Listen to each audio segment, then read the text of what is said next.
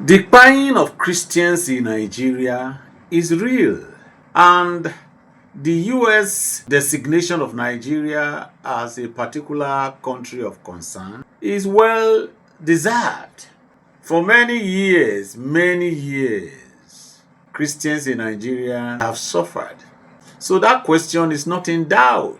Whether you are a Christian or you are a Muslim right now, you have to be very careful what you say. You have to be careful which side you belong, as you draw the wrath of God. The blood of those who have been eliminated from the surface of the earth has cried unto heaven, and God is about to intervene to save the Christians. You must understand that Nigeria is a particular country of concern to God Himself. God is interested in Nigeria. God holds us dearly to His chest. So, there's no point reading meanings to why US is taking this stand. They are aware of what has been happening. They know how many Christians have died over the years.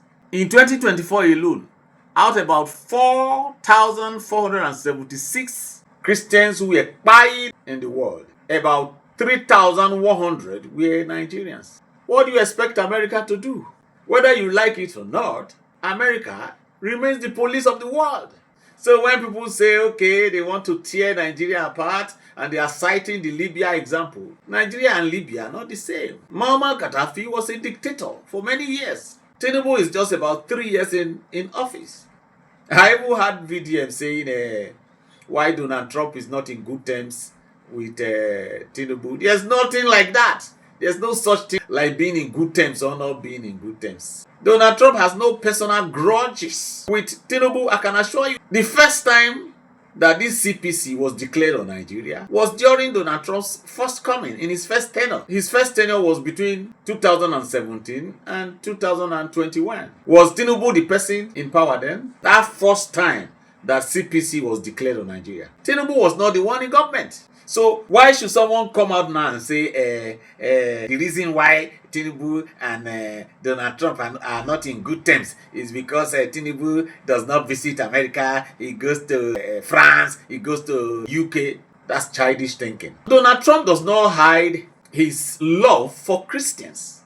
One of the reasons Americans voted for Donald Trump was because of his respect for Christian values. We all know him to be against Gabriel rights. He doesn't hide it. During his campaign, he was seen in front of churches holding the Bible. So if such a man says he wants to save Nigerian Christians, why should anybody read meanings to it? And then you see some funny suggestions. Nigeria has to realign with Russia. Nigeria has to get closer to China, as if a war is about to happen.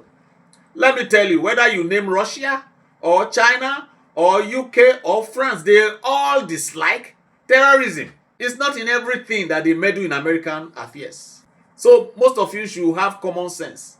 When it comes to terrorism, if America decides to blaze guns in Nigeria today, I'm telling you, Russia is not going to support Nigeria. China is not going to be against America. If they decide to enter Nigeria today to fight terrorists, I assure you that Russia will not disturb America. Neither will China. Neither will UK or France. Because this country I mentioned, they all have one thing in common. They do not like extremists. Find out what China is doing to Islamic extremists in China. Find out what Russia is doing. It's not in everything that they meddle. It doesn't mean that anytime American has a problem with one country, Russia will take the sides of that country. No, they don't just meddle. Did Donald Trump not bomb Iran? Was China not there? Did they stop him? Did Donald Trump not support Israel against Palestine? Did Russia stop him? Assad and his son are no longer in charge of Syria. Could Russia stop America? So when people in their childish thinking are saying Nigeria is too friendly with Russia, with China, that is why America is angry, it's a lie. The facts are on ground. Christians are being pied in the north. And those people are crying out physically and spiritually. How many Catholic Reverend Fathers have been pied in the north? So when people come out and say the terrorists are not only buying Christians, they are buying Muslims also. A majority of these terrorists are Sunnis, have had in the past to attack the Shia Muslims. We know about that. That has to do with differences in doctrines and beliefs. I keep telling people, Yes, in the past, terrorists have pied Muslims too. But when they pie Muslims for a reason. It happened in Kano. The Imam was against their beliefs and he was always preaching against them. So when they attacked that mosque and then pied people, we understood exactly why they did so. It's either that mosque is standing on their way, or they are just playing gimmick just to make the world believe that Muslims also are being pied. Come to think of it, people are maiming people, destroying their houses, buying children and pregnant women, and they are singing Allahu Akbar, Allahu Akbar. What does that mean? That is a war song of jihad. And then you come out to say it's not about Christianity. You Christians should be warned. Many of you trying to be politically correct and you are saying things anyhow.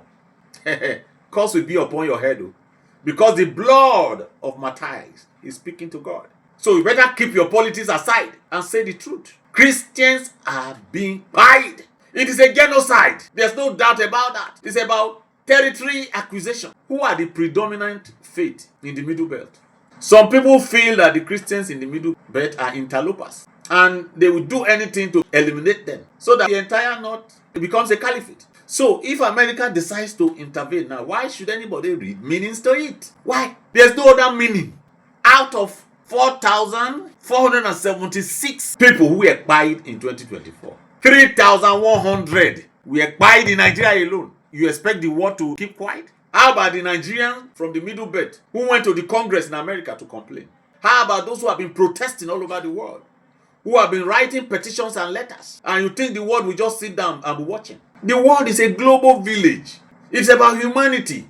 If the government of the country is weak, the government of the world is not weak. So there's no ulterior motive. The government of America wants to protect Christians. I am in support of it. We have nothing to be afraid of, that America will render Nigeria to another Libya. Donald Trump himself does not like what happened in Libya. It happened under Obama, the Democrats. Donald Trump is not in support of it. If you listen to his campaign, he lambasted the Democrats, what they did in Libya. So if he's coming into Nigeria today, he's coming to help the Christians fight these terrorists. They have all the records. They know the record. It's not for you Nigerians to want to convince them and say, no, it's not a genocide. They are Nigerians they can speak to and we tell them the truth. They have all the information. Now, the decision by America is not an immediately actionable decision. The action is not to be carried out by America against Nigeria immediately. So, Tinubu still has the opportunity to right the wrongs. Begin to fight these terrorists and let the world see you. One of the ways that Tinubu shocked me, the reason I say he's not a good leader, he doesn't know what he's doing, is this. You came into government. Let's put aside the controversial way he became president. I didn't vote for him, but I gave him the benefit of the doubt that now that he has become president, he will do two key things. First of all, to fight these terrorists to a standstill. What is going on? Who is he afraid of? Another thing I expected Tinubu to do was immediately release Nnamdi Kanu from detention. He did not do any of those. One thing a good president does when you come to power, you begin to right the wrongs immediately. When Obasanjo became our first civilian president in this dispensation, when we were just coming out from the era of the military, the first thing he did was reconciliation. To that effect, he set up the Oputa panel. He knew that people needed to jojo. And that jojoing mellowed down a lot of tension. So when you came to power, there was already tension by reason of Nnamdi Kanu case. And you now compounded it. Instead of you to immediately release Nnamdi Kanu, you are dancing to the tune of some obnoxious human beings who are advising you not to. Then you don't know anything about leadership. So when Obasanjo say Tinubu came to power unprepared, it is true. So what Tinubu needs to do now is not sending emissary to visit Donald Trump. If you go visit Donald Trump will disgrace you, Mr. Tinubu. If you venture go to the White House, don't go there. We still value the name of Nigeria. Even as I'm talking now, if you go there and Donald Trump talks to you anyhow, I will feel ashamed because I'm a Nigerian. I won't like anybody to treat my president that way. We know how Donald Trump and Vance, his vice president, treated Ramaphosa of South Africa. And South Africans blamed him for visiting Donald Trump. We remember how Donald Trump spoke to the president of Liberia. We remember how they treated, what is his name? Ukraine president, Zelensky. They embarrassed him up to the extent they even questioned his dressing. They told him to his face that the way he dresses as a president is an embarrassment. Is that the insult you people want Tinubu to go and get in America?